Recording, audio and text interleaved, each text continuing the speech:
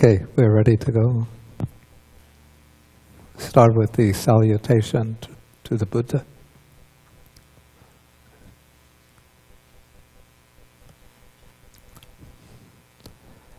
Namo tassa bhagavato arahato samma sambuddhassa.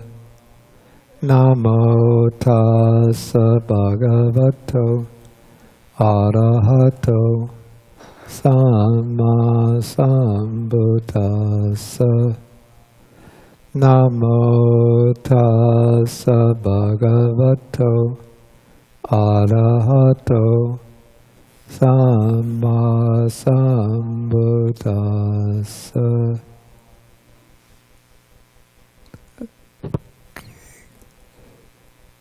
Today is June 1st, 2013. Okay, good morning, everybody. Well, we're in June already. It seems like about 3 weeks ago we were ending up the December section, and now already it's June.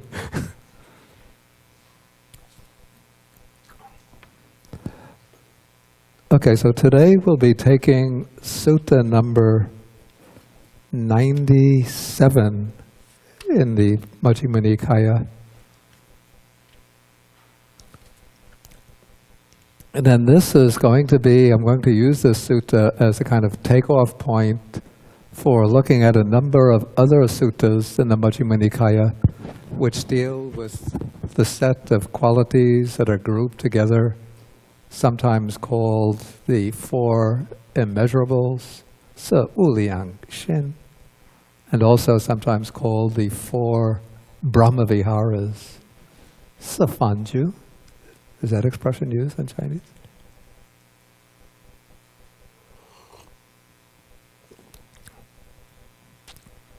Is that the expression that's used in Chinese? Se Fanju.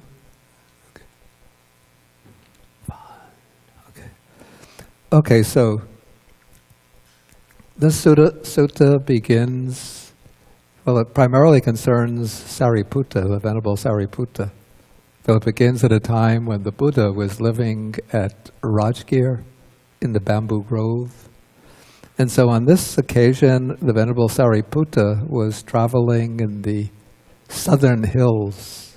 This is a group of hills to the south of Rajagaha, together with a large community of monks.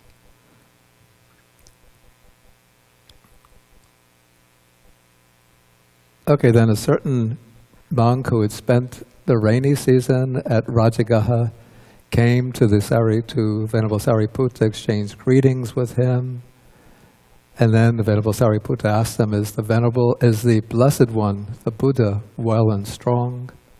So he says, the Buddha is well and strong. Is the Sangha of monks well and strong?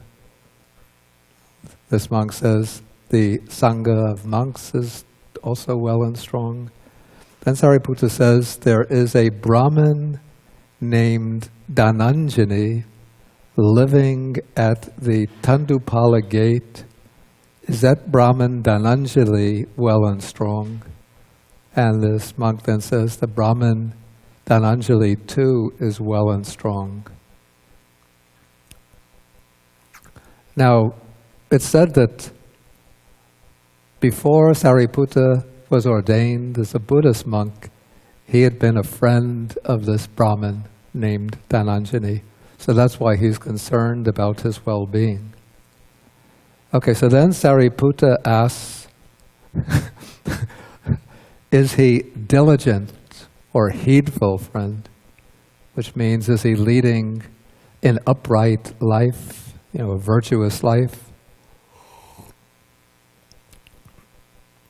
So then this monk says, how could he be diligent? Or in other words, he's saying, he's certainly not a diligent friend.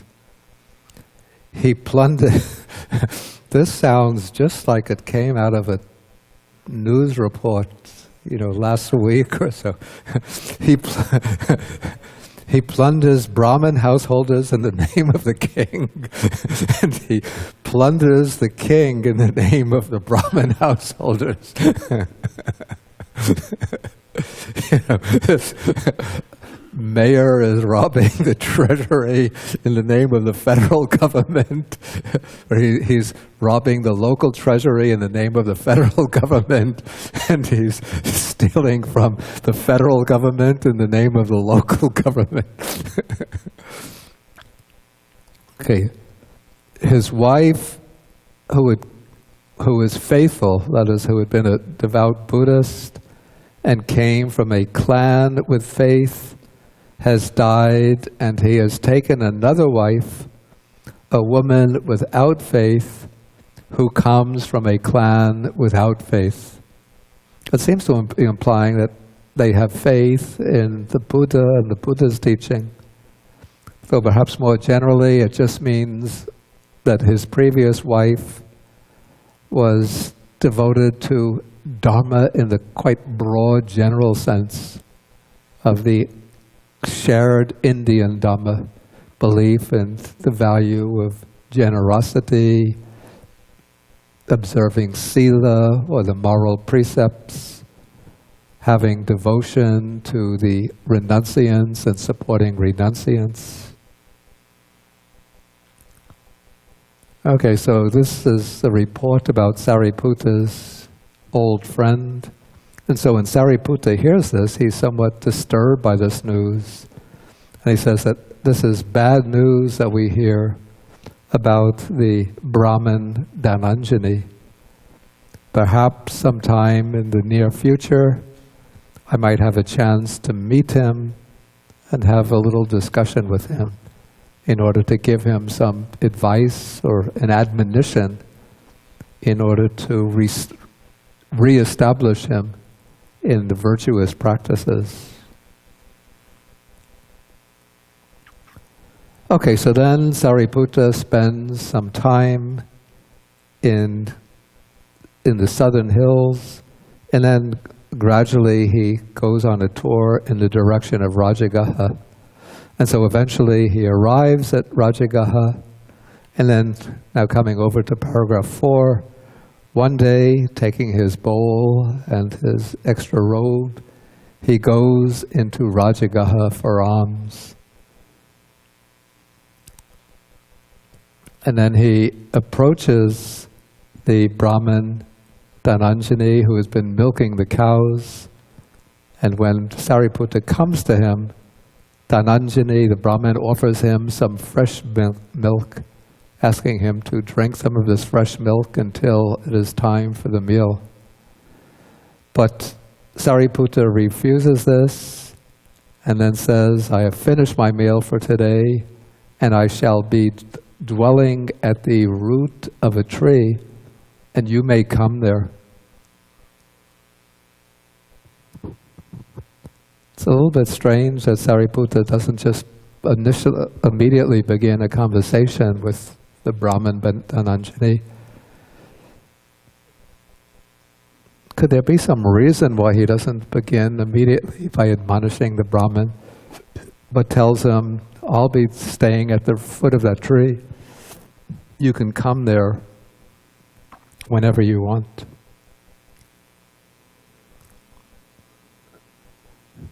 Richard?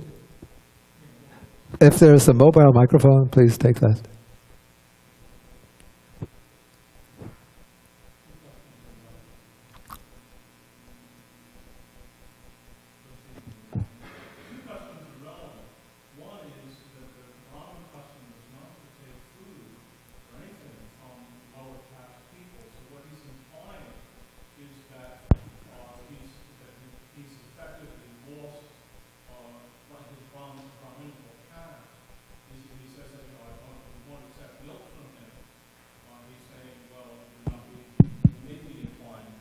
You're not behaving like a Brahmin.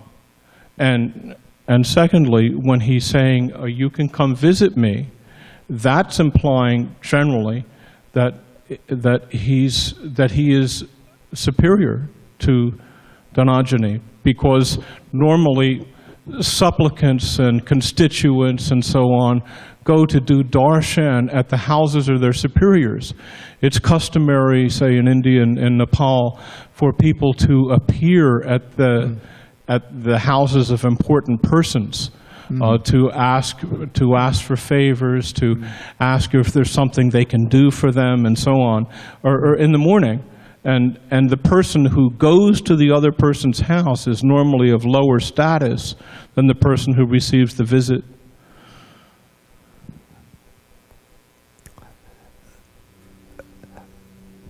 What is your name? Michael. Oh, you're Michael. I'm sorry, because I didn't have my distance class. Okay. Oh, now I'm Michael. Okay. I want to suggest also the possibility that it gives the Brahmin an opportunity to display the fact that he's going to be receptive to what Shariputra has to say, whether or not that's true. But that's the way it struck me. Yeah, that's actually the thought that I had in mind. From the sutta itself doesn't say it doesn't give any reason for Sariputta sort of withdrawing to the foot of a tree. But I was thinking of that rather than the reasons that Richard offered. I'm trying to think. If Sariputta was going, you see that there's a practice which is allowed by Buddhist monks, that they can impose on a lay person if they feel that the lay person is in some way doing things that are harmful to the Buddha's teaching, or to the Sangha, or behaving disrespectfully. They can do this practice. It's called turning the bowl upside down, which means that they don't actually physically turn the bowl upside down, but they refuse to accept alms from a lay person. They make, usually it's a Sangha decision, a group decision.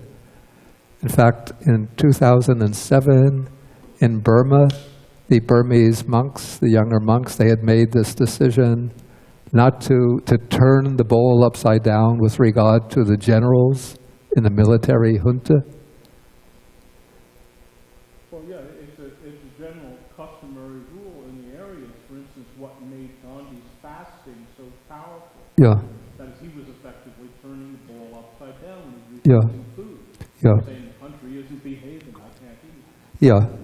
Yeah, but in this case, I don't think Sariputta is doing that, rejecting the Brahmin's offer of milk as a kind of moral, what do you call this, boycott of him. I think it's just, the fact is that he has already taken his food for the day, and now he's satisfied with that.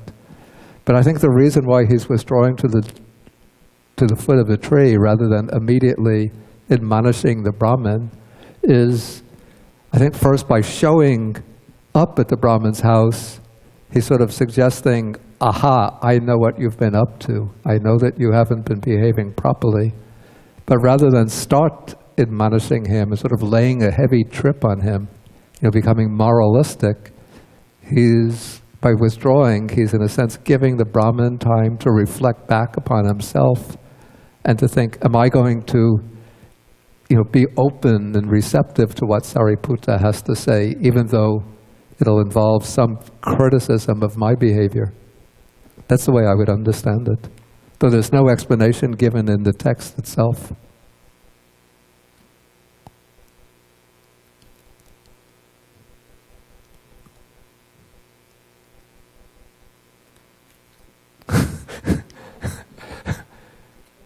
When I was a kid, my sister had to start to wear glasses, and we used to tease her. 4 eyes, 4 eyes. Now, you could all get together and start teasing. Bhante is 6 eyes, 6 eyes.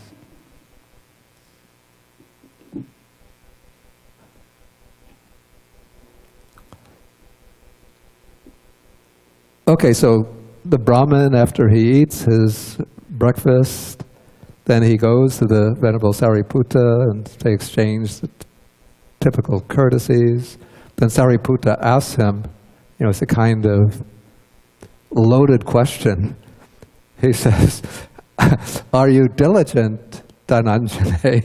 And then the Brahmin answers, just like any small town or even big time politician today.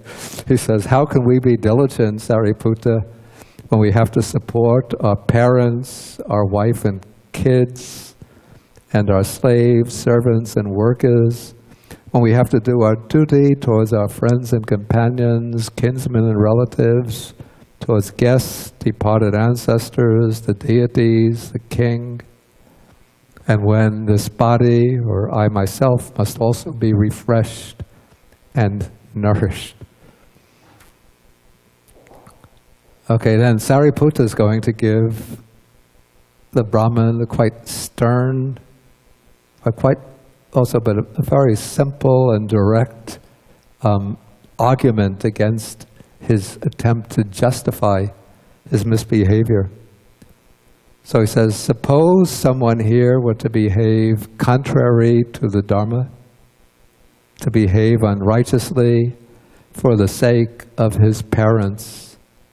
Okay, then because of such behavior, when he dies, then he gets reborn in hell, and then the wardens of hell drag him off to hell. Okay, and then he comes before, this is in the typical picture of what happens, sort of metaphorically, after one dies, one comes before Yama, the god Yama, who is considered the protective deity of hell.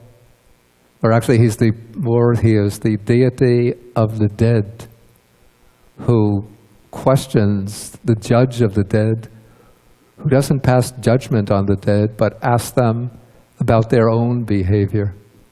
And then the way they answer, they have to answer truthfully, and it's their reports about their own behavior that will determine their own destiny after death.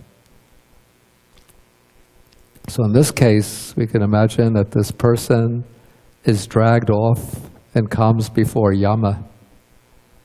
And so when Yama asks him, why did you misbehave? Why did you violate the basic precepts? So he says, it was because of my parents, because I want to look after my parents, that I behaved contrary to the Dhamma, contrary to the basic moral law. And so then he says, please don't let the wardens of hell drag me off to hell. Or would his parents, if his parents were brought onto the scene as witnesses, suppose the parents were to say, please don't drag him off to hell, because it's for our sake that he behaved immorally or unrighteously. So would this be possible? And then the Brahmin says, no, Sariputta, even while he was crying out, the wardens of hell would still fling him into hell. So in other words, how would we justify or sort of explain the point of this very briefly, very concisely? Putting it in a kind of generalization, making a generalization out of it.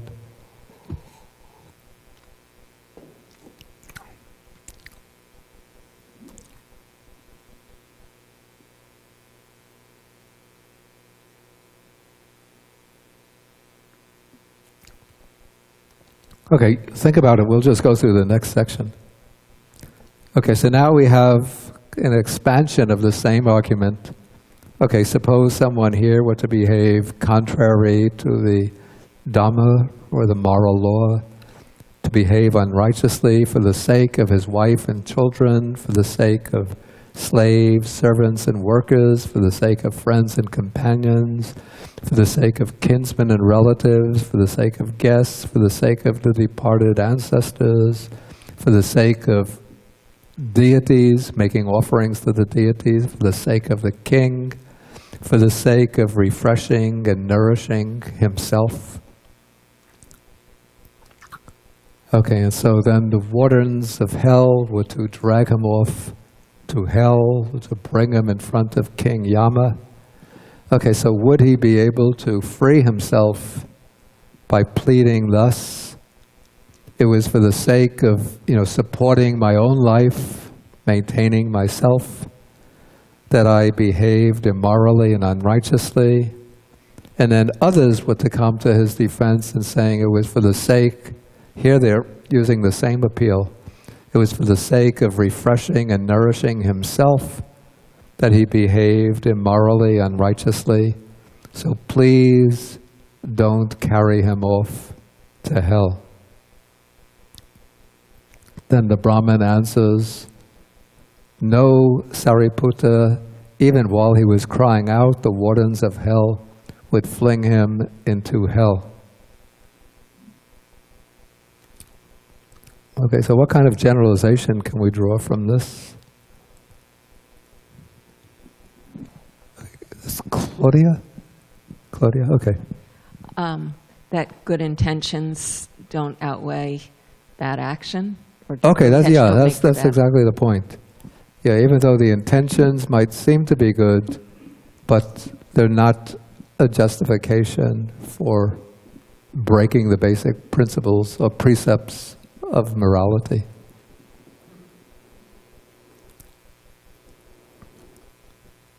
Of course, sometimes there can be conflicts of moral obligations.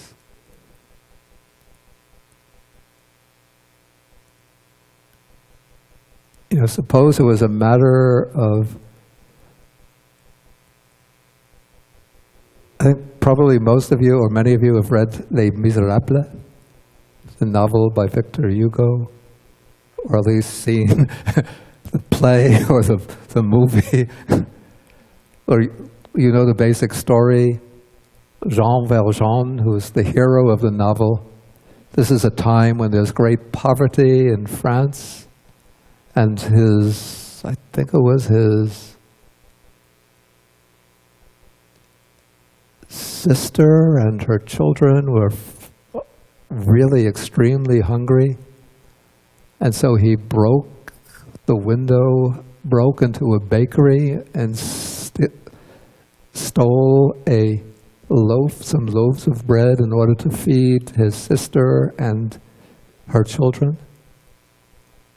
And because of this, he was caught by the police and then condemned to hard labor in prison for something like 7 years.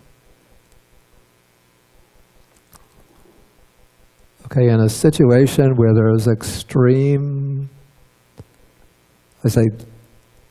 desperation, could we say that stealing the loaf of bread would, of course it's breaking the precepts, but would it create an unwholesome karma of a weight that could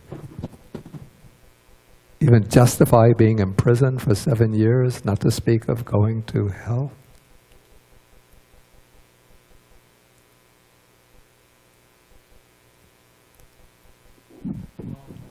Yeah, okay, take. What about allowing your family to starve to death rather than taking a loaf of bread? Would that get you to hell? I would say, in this case, allowing the family to starve to death rather than making that decision to break a precept would be, in my opinion, we won't speak about rebirth in hell, but it would be a heavier moral transgression than breaking the precept in order to... Right. Well, isn't that, without the metaphor of hell, isn't that the relevant answer? The question is whether breaking the rule one way is going to result in more demerit than doing the opposite. Yeah. And if you can answer no, then obviously you don't really believe that the rule is absolute in that sense. Yeah. I have questions about the absolute, the idea of absolutely obligatory, absolutely binding moral principles. I think moral principles have to be considered in the light of context and situations. Yeah, there was, I don't remember the name of the book, but a researcher who studies moral psychology did a whole study on, I think one of the first examples he used was with somebody whose wife needed medication and didn't have access to the medication, and he maybe broke into a pharmacy. And then what he did was he studied all of the rationales and the explanations. So the moral reasoning was sort of where the judgment might be, rather than the intention and the action itself, the reasoning behind it. Yeah. Okay, we'll take one Also, more comment. Okay, no, we'll take your comment. Take your comment. Richard, go ahead. Well, it's a question of the level of abstraction in which the rule is stated. If you say that that what's good is to preserve or promote life, and that the preservation of property rights has some role in that. It's not absolute. I agree with you. I agree with that. And then just to take another extreme counterexample against the idea of absolutely binding moral principles. The classical example in Nazi Germany, where the SS is out to capture the Jews, and so there will be some Germans, families that hide Jews in their basement or in the attic. So when the SS come around asking, are there any Jews here? So the family who's protecting them will say, no, I haven't seen any. So speaking falsehood in order to save the lives of these innocent people. But anyway, my assumption would be that the situation which is being described in this passage is not where Dhananjani's parents are in a desperate plight, where their lives hinge upon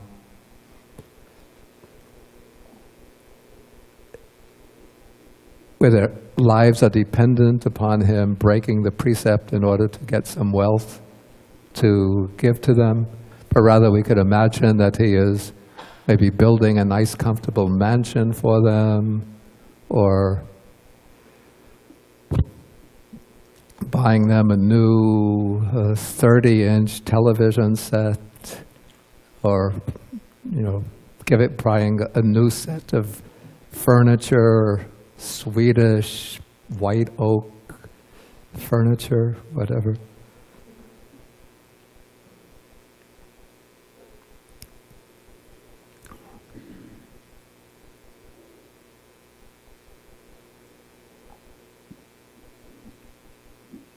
Okay, and then also I think maybe also the descriptive terms here, contrary to the Dhamma behaving unrighteously, it's not saying anything actually about observing specific precepts, but what is the conduct that accords with Dhamma, or with righteousness. Okay, so the Buddha continues his questions. He says, Sariputta continues the questions. He says, who is better, one who for the sake of his parents behaves contrary to the Dhamma, behaves unrighteously, or one who for the sake of his parents behaves according to the Dhamma, behaves righteously? Okay, so Dhananjani replies, one who for the sake of his parents behaves contrary to the Dhamma and so on is worse. The one who for the sake of his parents behaves in accordance with the Dhamma is better. Okay, so then Sariputta tells him that there are other kinds of work profitable and in accordance with the Dhamma, by means of which one can support one's parents and at the same time both avoid doing evil and practice merit. So I think this is the key passage which resolves that apparent moral dilemma. So what Dhananjani has probably been doing is maybe siphoning off wealth over which he has stewardship in order to give it to his parents, or exploiting others, maybe not paying his workers in order to take the wealth and give it to his parents. And so he's violating basic moral precepts in order to support his parents, but at the same time, as Sariputta points out, that there are other kinds of work that he could do. So he's not in a situation where either he behaves dishonestly or his parents have to suffer in misery. But he can do some other kind of work which is honest, upright, virtuous, earn enough to support his parents, and by doing this kind of righteous work, he'll be avoiding evil and practicing merit. Practicing merit both by observing right livelihood and then acquiring righteous wealth in order to do other deeds of merit. Okay, so then Sariputta follows through the same questionnaire with regard to the other people who are in some way dependent upon Dhananjani, his wife and children and so forth, right down to supporting himself, his own body. And so, at the end of paragraph 25, Sariputta sums it up and says there are other kinds of work profitable in accordance with the Dharma, by means of which one can support yourself, refresh and nourish your own body, and at the same time both avoid doing evil and practicing merit. Okay, so then when Sariputta had given this advice, this admonition to the Brahmin Dhananjani, the Brahmin left him, and then after some time Sariputta must have gotten up and returned to the monastery in Rajagaha, the Bamboo Grove Monastery.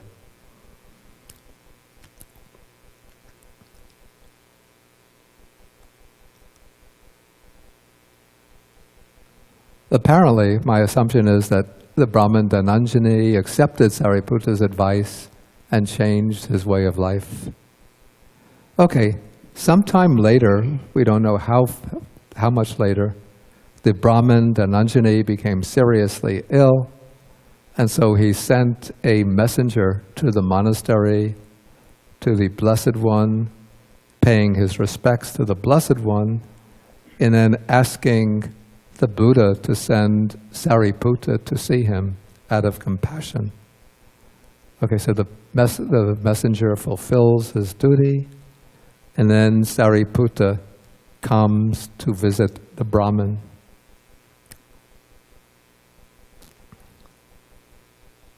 Apparently the Brahmin is probably lying on a bed, which it turns out is going to be his deathbed. Okay, so Sariputta comes to the Brahmin, exchanges pleasantries with him, then asks the Brahmin whether he's getting better, and the Brahmin in section 29 says, "I'm not getting better, I'm not comfortable, my painful feelings are increasing." And then he uses a number of stock similes that we find elsewhere in the suttas to describe his pain. It says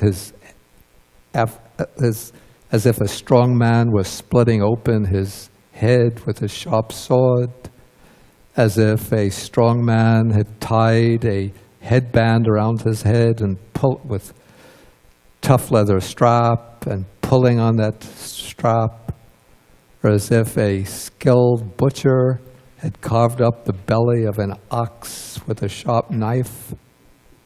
Okay, so this is like the pain that the Brahmin is experiencing. And so Sariputta must realize at this point that the Brahmin is soon going to pass away. And so now he wants to direct the Brahmin's mind to a suitable realm of rebirth. And so he uses a kind of questionnaire. I'm in paragraph 30 now. He asks the Brahmin, what is better, hell or the animal realm? The Brahmin says the animal realm. Which is better, the animal realm or the realm of the pretas, the spirits? So the realm of the pretas is better. Which is better, the realm of the pretas or the human realm? The Brahmin says the human realm. So which is better, human beings or the gods of the four great kings, the gods belonging to the heaven of the four great kings. We go in sequence here. I don't read each exchange. So the heaven of the four great kings, then we come to the Tavatingsa, the heaven of the 33, then the Yamadevas, then the Tusita Devas, the gods of the Tusita heaven, then the gods who delight in creating, and then the gods who wield power over the creations of others. So what has been going on here is a kind of survey of the different realms of existence according to the Buddhist cosmology. And from the dialogue, it seems that this picture of the universe is shared by both Sariputta as a Buddhist and the Brahmin. So we could suppose perhaps the Brahmins don't have exactly the same cosmology, but there would have been some similarities. So we don't know, the exact words of the dialogue. Maybe Sariputta would have been using the words that would have been familiar to the Brahmin from the typical Brahmin cosmology. But because this is coming down as a Buddhist text, it would have been transposed into the words or the concepts of the Buddhist cosmology. But if we take a look, a kind of overview of this Buddhist cosmology, we see that there are three realms which constitute what are called in the Buddhist scheme the Dugati, or the Apaya. These are the three bad realms.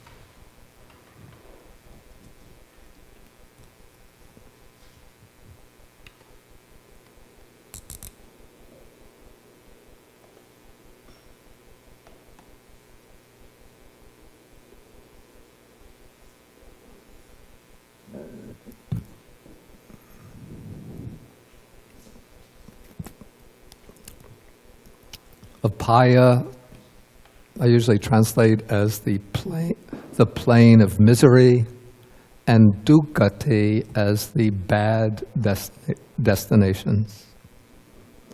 And so the three bad destinations, which are the results of heavy, unwholesome karma, are the hells, the animal realm, and the world of the pretas, sometimes translated hungry ghosts, or I prefer afflicted spirits.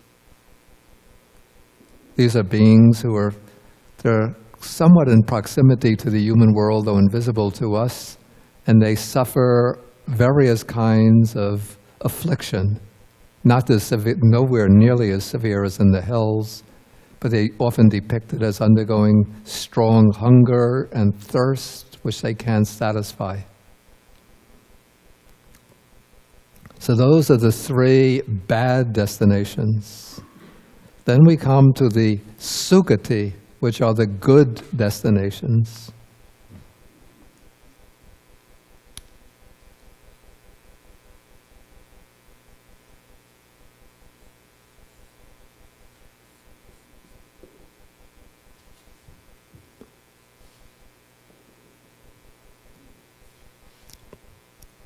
Those are the good destinations or the happy destinations in the sensual sphere of existence. And we have 7 of these realms.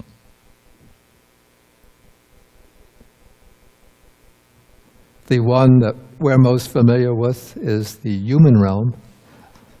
Most familiar with the one that we live in ourselves is the human realm. But then in Buddhist cosmology, there are 6 heavenly realms depicted as existing above the human realm, superior to the human existence in some respects.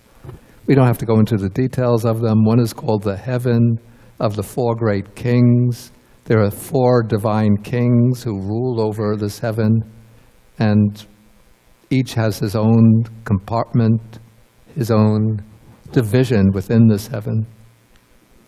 Then comes the Tavatingsa, the heaven of the 33, which is presided over by Sakra, or Indra, the lord of the gods. Then come the Yama gods, of which very little is said in the Buddha's texts. Then comes the Tusita heaven, the heaven of delight.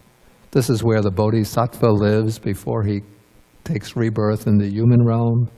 It's where the next Buddha, Maitreya or Maitreya, is supposed to be living now.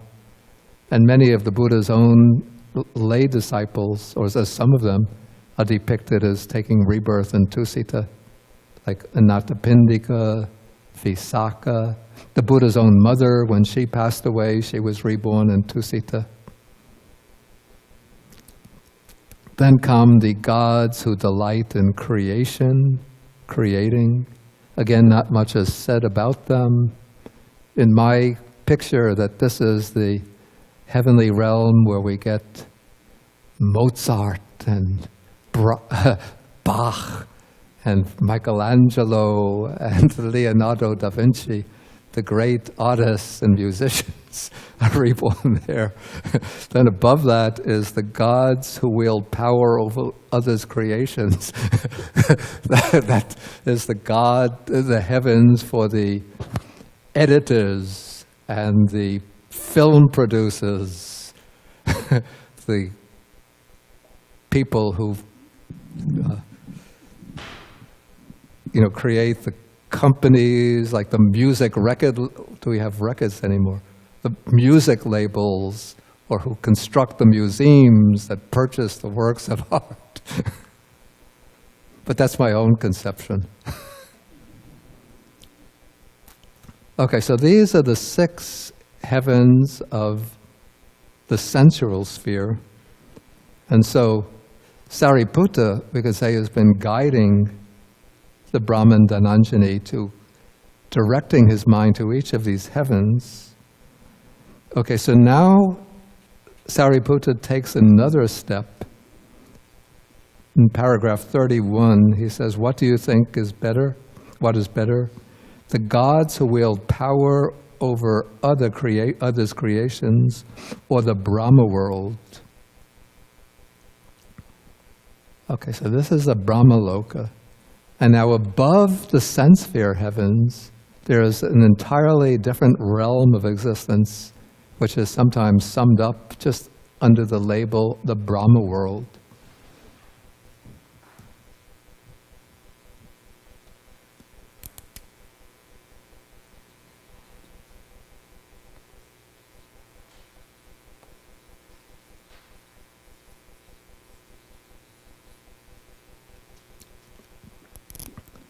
Now the 7 good destinations of the sense sphere, those are the fruits or results of good, wholesome karma of an ordinary kind. Well, some of it is extraordinary, but the kind of karma which is created by generosity, observing precepts, maybe the lower stages of meditation. But when one develops the meditation to higher or superior levels of deep samadhi, that creates a kind of affinity of the mind with the realm of existence beyond the sensuous sphere. It creates the karmic formation that leads to rebirth into the Brahma world. And so now Sariputta has directed the mind of Dhananjani to the Brahma world. Okay, and so when Sariputta mentions the Brahma world, then the Brahman becomes delighted, because this was the aspiration of the Brahmins, the way they're depicted in the Buddhist texts. Their ideal, their aim, is to be reborn in the Brahma world and to come into the company to live in communion with the Lord of the Brahma world, who is called Mahabrahma, the great deity, almost like the God of Christianity.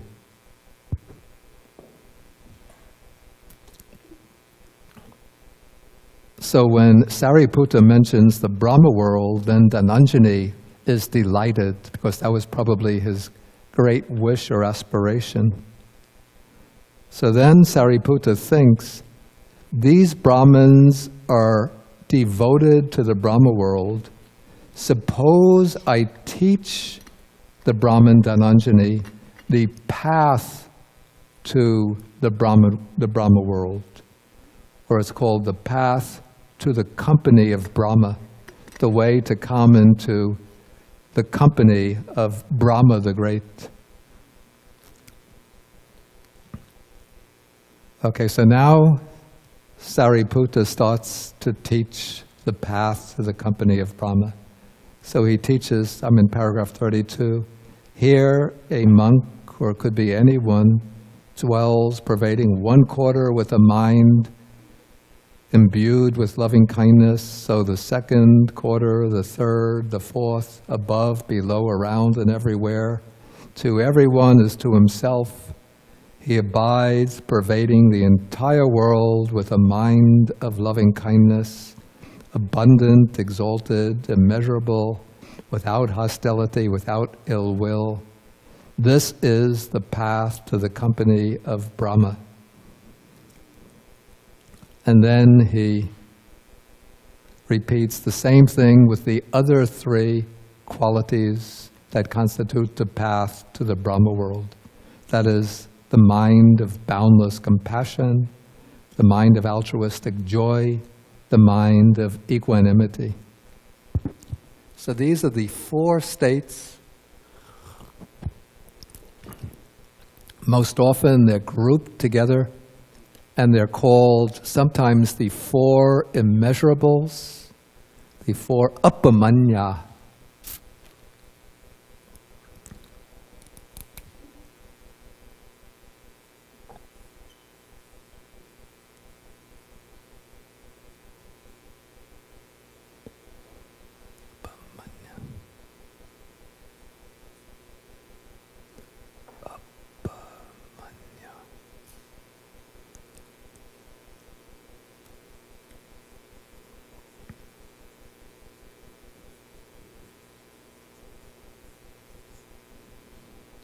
Also called the four Brahma Vihara, the dwelling places of Brahma.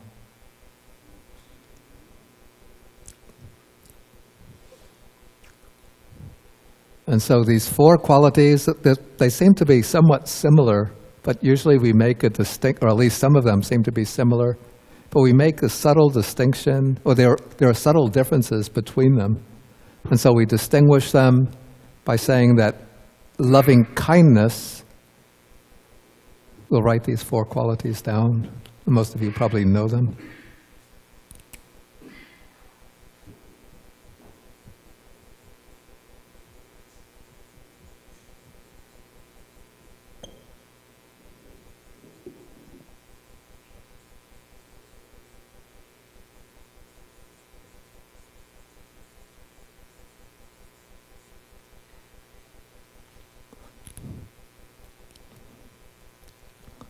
Metta, or loving kindness, its distinguishing feature is the wish for the welfare and happiness of all beings, oneself and others. So that is its characteristic. And so metta is, of the four, metta is usually developed first, because this loving kindness is the basis for the others. It's through developing this loving kindness, this feeling of empathy with others, sharing with others their wish for their own well-being and happiness, that one can develop the other Brahma Viharas.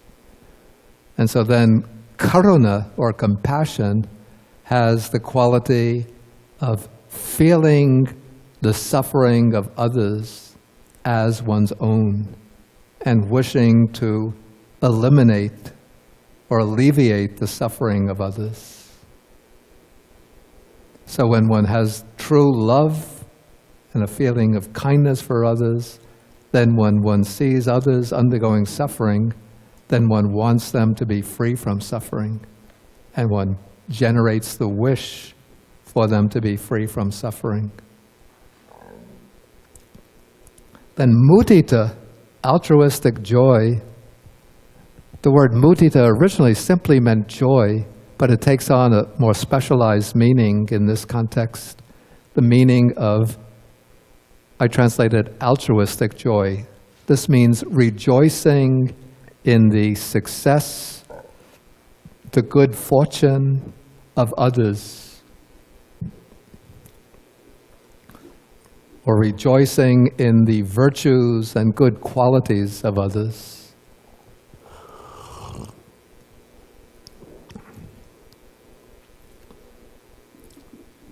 And then the fourth Brahmavihara, or fourth divine